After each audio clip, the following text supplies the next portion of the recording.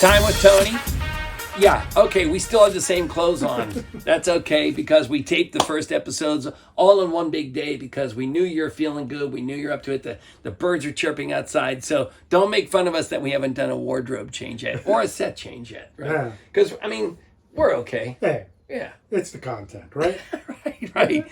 So, Time with Tony has been Tony documenting. You could go back right in the videos and see Tony has been diagnosed with, he's 62, has been diagnosed with pancreatic and liver cancer. We used to be paramedic partners and we've gone through life's various evolutions of marriage and kids and careers and things like that. But Tony is a healthcare provider. His wife's a healthcare provider. We were healthcare providers together. Yep. And the diagnosis happened on December 14th of 2022. But Tony, a lot happened prior to that to kind of set this up even to be more of a bigger hit to you. Oh, yeah. Big hit. I have diabetes. I've had diabetes for quite some time. And I take oral medication. I used to take oral medication for my diabetes, which, I kept it in pretty much control. My A1Cs were good. Doc was happy with everything. And then about September, October, my blood sugars were crazy. I mean, I would go up to 300. It would go down to 80. I mean, it was just everywhere. And then I start losing weight.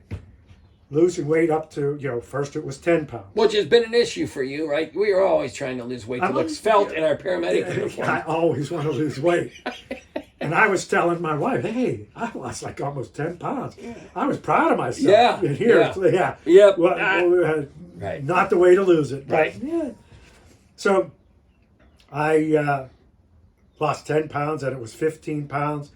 I couldn't get my blood sugars in check. And I did have a little bit of a problem with my PCP. I couldn't get an appointment. I couldn't get a virtual. I was a little upset. I do get a little upset about the healthcare system because we've it's not personalized anymore. Mm-hmm. You have a group of people answering a phone. They have an algorithm or, a thing in front of them, and this is what you say and this is what you do. And those people have lost their common sense. I couldn't get in. I couldn't get in to see my doctor for about a month, which really made me very angry. Coming from a healthcare provider standpoint, what does somebody do when they don't know the healthcare system, right? Yeah. So here you are, the healthcare system, right. And it's not supposed to be this way. No, and then they keep telling me go to the urgent care. Yeah. And we connect with the urgent cares. How do you connect with the urgent cares? How do you know which urgent care I'm going to? You're lying. It's not true. You don't connect with urgent cares. And what are they going to do? They're going to say, go to the emergency room or follow up with your PCP. Mm-hmm. I know that. I know enough that I know that's what's going to be said. Yeah. Right? So I finally get an appointment. And by that time, I was down probably close to 20 pounds. And she looked at me on the video, on the screen, and was saying, oh my God. She was like, what is going on with you? And I said, Doc, I've been trying to get a hold of you. My blood sugars are in the 300s. I think I'm, because of that, I think I'm losing weight. I think I'm, I don't feel good. I need help, da-da-da-da. And so she said, hey, I don't want to be a big downer, but I got to tell you, we got to work you up for pancreatic cancer, because that's one of the first signs of pancreatic cancer is uncontrolled blood sugars and weight loss. Mm-hmm. And she said, you having pain? And nothing. No, this is September again. September. Yeah. September going into October. Mm-hmm. So we go, she orders a ton of tests. All the liver enzymes, pancreatic enzymes. But the key test was a MRI with and without contrast of the pancreas and liver, specifically looking for pancreatic cancer. So there, it's like the wind gets taken out of you there, but there's nothing positive. So you still have hope, and there's all, so you go through, oh my God, and you wait for all the tests to come back. And, the day of October, because I know the date, October 22nd came back. The MRI showed no sign of pancreatic cancer, showed no sign of liver cancer. Follow up with your GI doc and repeat test in 6 months. We had a party. I mean, I was ecstatic, and she was thinking that the weight loss then was because of the blood sugars were so high. Mm. And you know how when your blood sugars are high, you can lose weight because of that.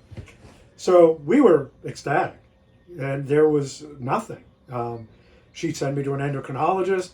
I had to get on insulin, which, hey, I'll be on insulin the rest of my life. I don't care. Yeah, right. Well, I mean, I don't have pancreatic cancer. I don't care what we do. Mm-hmm. If I have to take another pill, I have to do whatever. So that was a high time.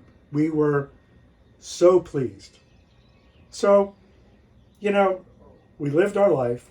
My mother-in-law, my wife has taken care of my mother-in-law, not only my mother-in-law, but my mother and dad, my father-in-law for the last 10, 15 years.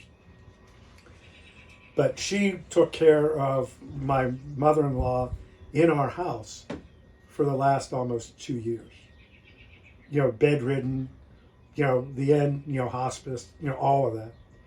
So it was 24-hour care that my wife gave to my mother-in-law. We all helped, but, there's no question that Gina was the primary caregiver. Because I traveled before COVID. I mean, so she was definitely in a situation where she was bound by taking care of her mom.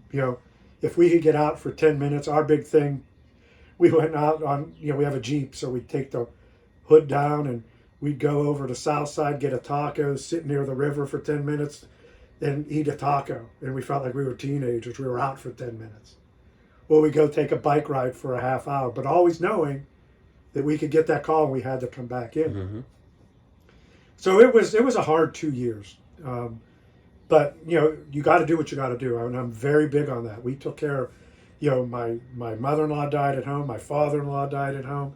My father died at home. My mom was in assisted living because we couldn't physically take care of her anymore. So, you got to do what you got to do for your family. And I believe that wholeheartedly.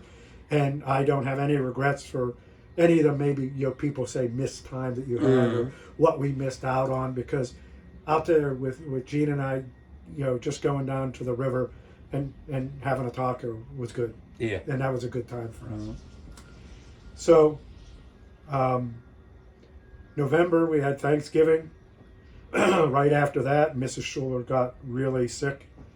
Hospice was in, and, she was basically going unconscious. So, she died right after Thanksgiving. And, we did, the whole funeral and all that stuff. And I said to my wife, you've been bound to this house for more than 2 years, because even with the other, she didn't have much help for a lot of different reasons. So I'll take you anywhere you want to go. You want to go to Europe? You want to go to Florida? You want to go wherever you want to go? Let's just get the hell out of here. Mm-hmm. So she picked New York City, which I thought was a little different, but she wanted to see the lights. She hasn't seen the lights in years, and we used to bring our kids out. Yeah, remember this is November. Yeah, right. So we go to New York, right? And it was fantastic. Didn't have to worry about a thing. You didn't have to worry about getting a phone call. We had a great time. And I ate like a pig. I mean, I'm usually pretty good, but a friend of ours took us to dinner right at Rockefeller Center, right under the tree, which I didn't really want to go because I just wanted to be casual. Mm-hmm. And we acquiesced, and I brought my suit, and we went. And it was probably the best meal that I've ever had. And you know me, I love food. I love restaurants. I like to cook. I like the whole aspect of it. And it was the best meal I had. Thank God it was. I mean, I look back now and I do say thank you. Really because now, my eating is not Yeah. that great. So we went there, and I was having Reuben sandwiches at midnight and matzo ball soup, and it was great. And we had an unbelievable time. And we were coming home to start planning. What are we going to do? We were looking at going to Croatia because we had an exchange student here at one time that we kept in contact with. Let's go see Anya. Let's do this, and we're figuring out what we're going to do. On the way home, I get a little touched up on that. Can't imagine why.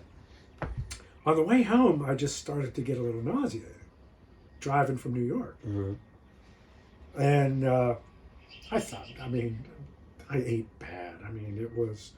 I was eating cheesecake with my diabetes and everything else, So I was all right, and it didn't go away. And then I think I mentioned before that Wednesday night, I started getting a little bit of pain. And in that fateful day of December 14th. And then got that diagnosis.